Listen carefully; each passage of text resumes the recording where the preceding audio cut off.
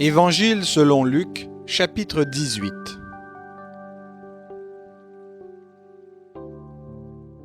Jésus leur dit une parabole pour montrer qu'il faut toujours prier et ne pas se lasser.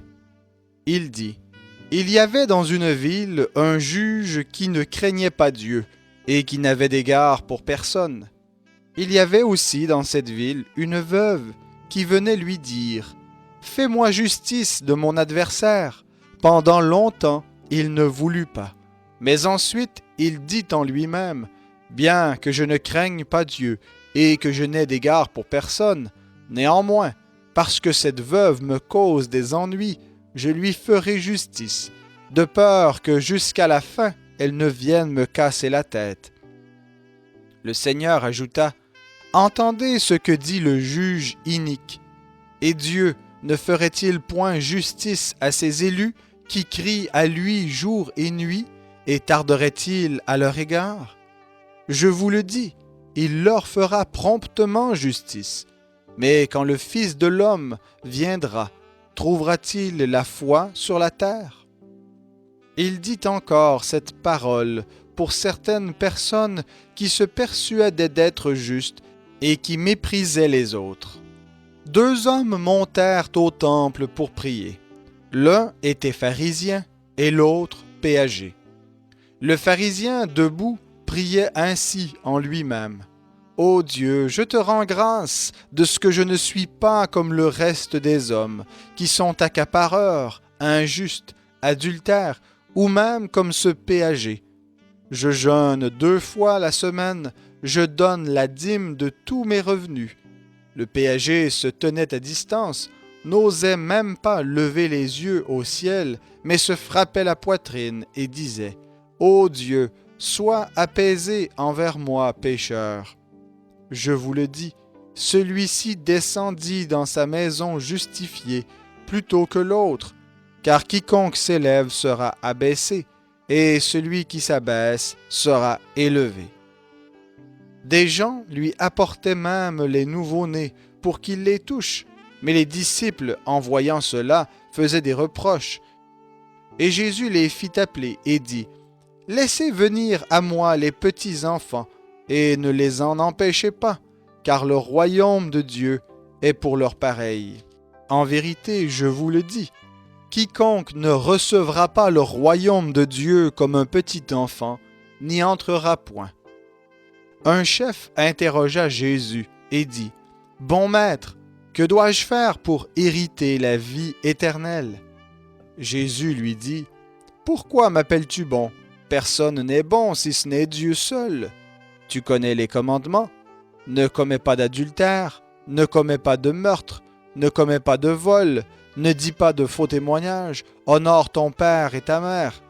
J'ai, dit-il, gardé tout cela dès ma jeunesse. » Jésus, après l'avoir entendu, lui dit, « Il te manque encore une chose. Vends tout ce que tu as, distribue-le aux pauvres, et tu auras un trésor dans les cieux.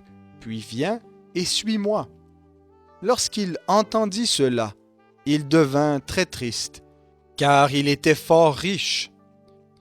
En le voyant, Jésus dit, « Qu'il est difficile à ceux qui ont des biens d'entrer dans le royaume de Dieu.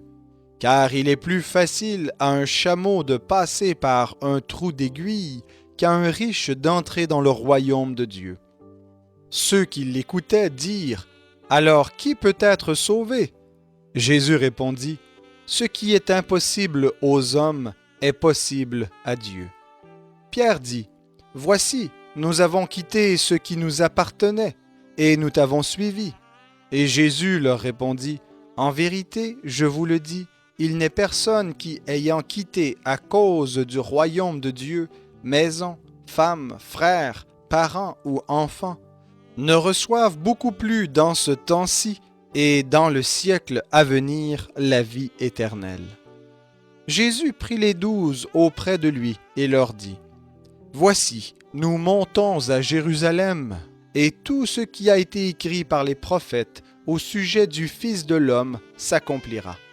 Car il sera livré aux païens, on se moquera de lui, on le maltraitera, on crachera sur lui.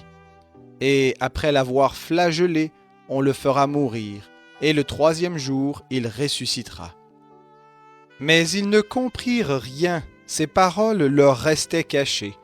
Ils ne savaient pas ce que cela voulait dire. Comme Jésus approchait de Jéricho, un aveugle était assis au bord du chemin et mendiait.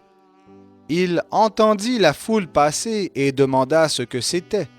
On lui annonça que Jésus de Nazareth passait. Et il s'écria, « Jésus, fils de David, aie pitié de moi. » Ceux qui marchaient en avant lui faisaient des reproches pour le faire taire, mais il criait d'autant plus, « Fils de David, aie pitié de moi. » Jésus s'arrêta et ordonna de le lui amener.